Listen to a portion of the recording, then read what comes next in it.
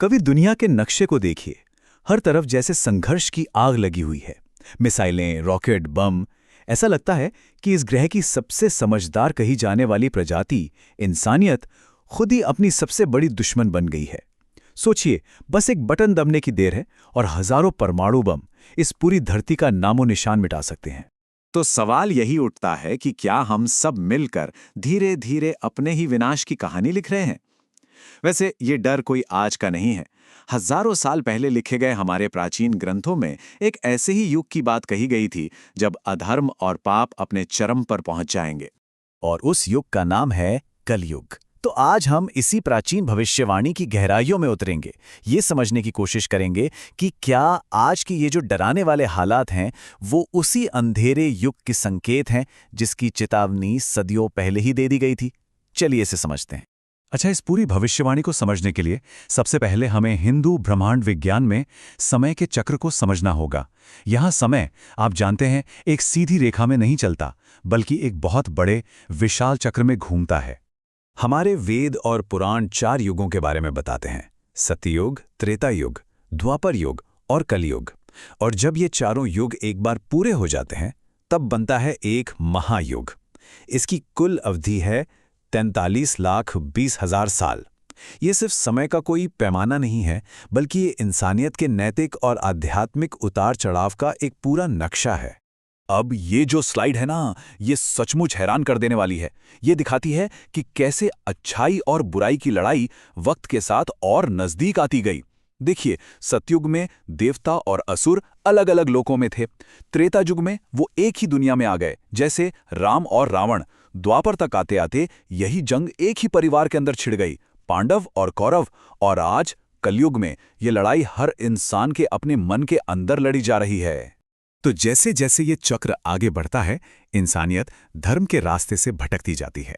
आइए देखते हैं कि हर युग के साथ ये नैतिक गिरावट कैसे और भी ज्यादा गहरी होती चली गई।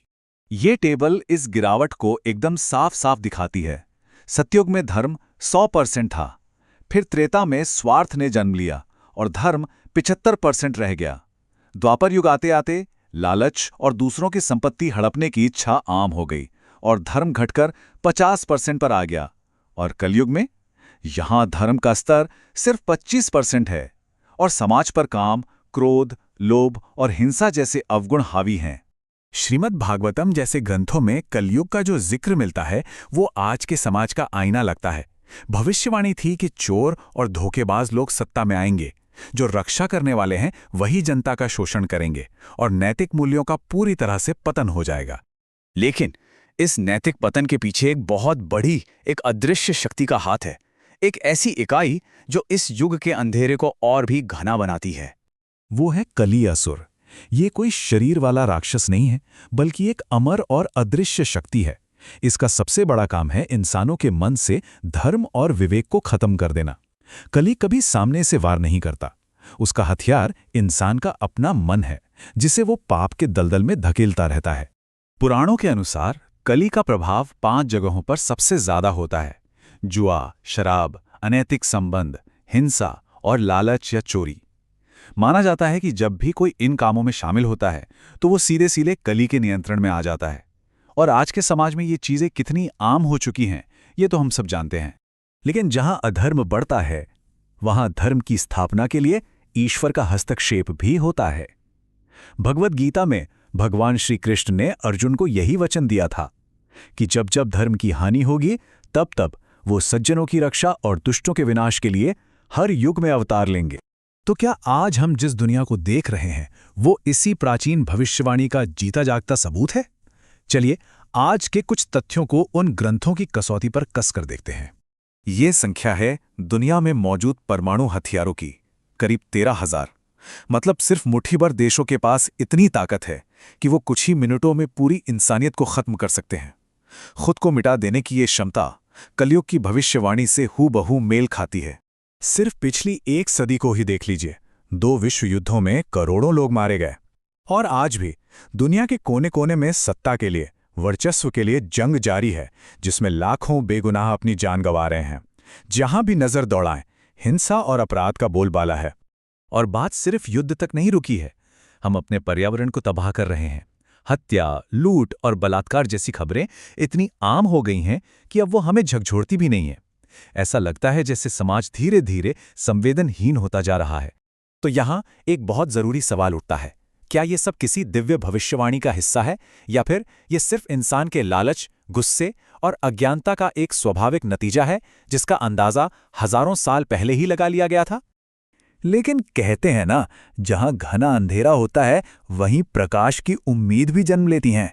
ये भविष्यवाणियां सिर्फ अंत की बात नहीं करती, बल्कि एक नई और शानदार शुरुआत का वादा भी करती हैं। धर्म की रक्षा के लिए भगवान विष्णु ने हर युग में अवतार लिया है।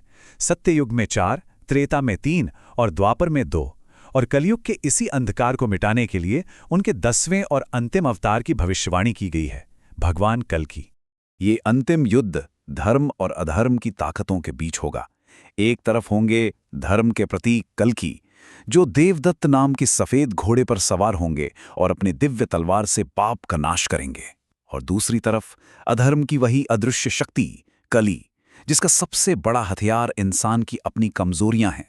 माना जाता है कि कल्कि भगवान का जन्म उत्तर प्रदेश के संभल गांव में होगा।